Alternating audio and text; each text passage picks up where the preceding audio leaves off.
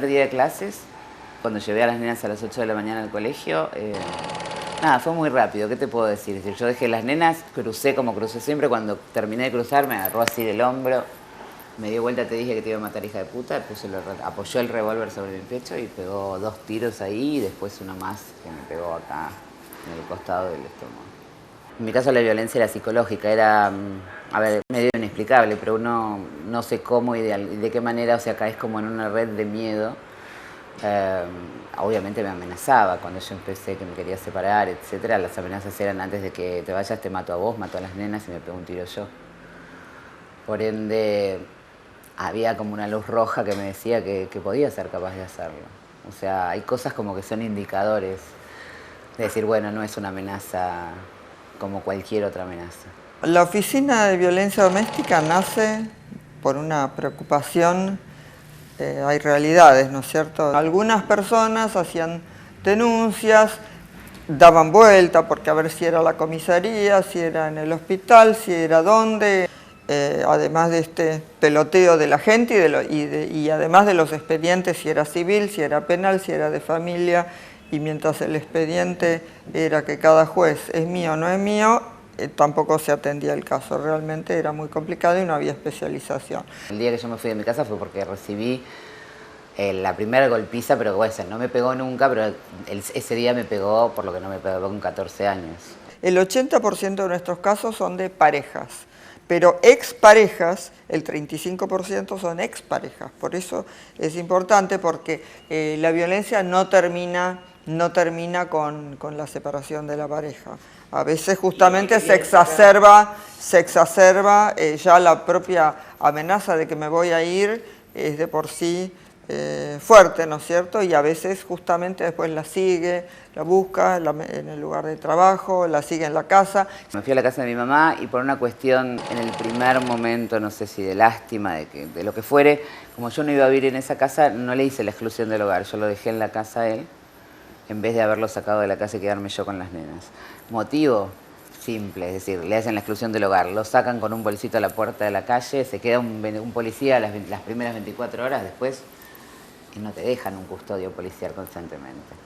Y esa persona está en la calle.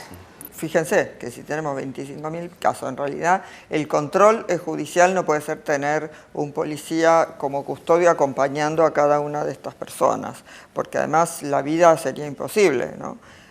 Así que la vida de la persona, además, ¿no es cierto?, siempre custodiada. En principio, bueno, está la exclusión del hogar, generalmente, y además esto más se ve en lugares, digamos, en barrios, en lugares donde la gente se conoce, donde otras mujeres le avisan si está cerca. Un día me acompañó cuando yo iba al trabajo, me siguió, yo no le hablaba, así seguía caminando. Bajé al subte, cuando bajo el subte, baja conmigo, compré el pasaje como si fuera otra persona, se para al lado mío, me seguía hablando. Yo lo ignoraba. En el momento en que el subte está viniendo así, me dijo, mira qué fácil que sería si quisiera. Ese es el ejemplo que yo siempre doy para que uno se dé cuenta. Eso es amenaza psicológica. En total, 96% de los casos tienen violencia psicológica, pero 74%, en general de hombre contra mujer, pero el 74% es violencia física, además agregada generalmente. Después tenemos, fíjense, un 46% de violencia económica, un 46% de casos de violencia económica y un 20% de violencia sexual. A ver, mi caso, ¿por qué fue tan llamativo? Porque hice 80 denuncias, no hice una. Hice 80 denuncias antes de recibir los 3 tiros. O sea, en ningún momento se dieron cuenta de que podía ser viable la amenaza. Estamos hablando de femicidio, es decir, después de mi caso, que va a ser casi 2 años, han muerto tanta cantidad de mujeres que yo no lo puedo creer, ¿entendés? Hay 280 y pico o sea, estamos hablando de casi una muerte por día y medio de una mujer en manos de su expareja. Yo he firmado convenio, o sea, la Corte, bueno, a través mío que estoy a cargo de esto, convenio con las 23 provincias, y ya se han abierto oficinas en Tucumán, Santiago del Estero y Salta. Estas provincias consiguieron presupuesto, obviamente no tan grande como la nuestra, pero bueno, se hace, y alguna creo que no está abierta de noche, pero bueno, las oficinas funcionan. Las cortes de cada provincia están haciendo esfuerzos por conseguir los fondos para crear la oficina. El país lo necesita todo, las estadísticas son patéticas en todos lados, ¿sí? Esto era premeditado, él vino disfrazado de viejito con un bastón, con una peluca, con un gorro, con lentes, con una bolsa donde tenía el revólver así. O sea que creo que estaba absolutamente decidido. Si la condena no es una condena favorable o le dan 6 años, creo que yo tengo los días contados.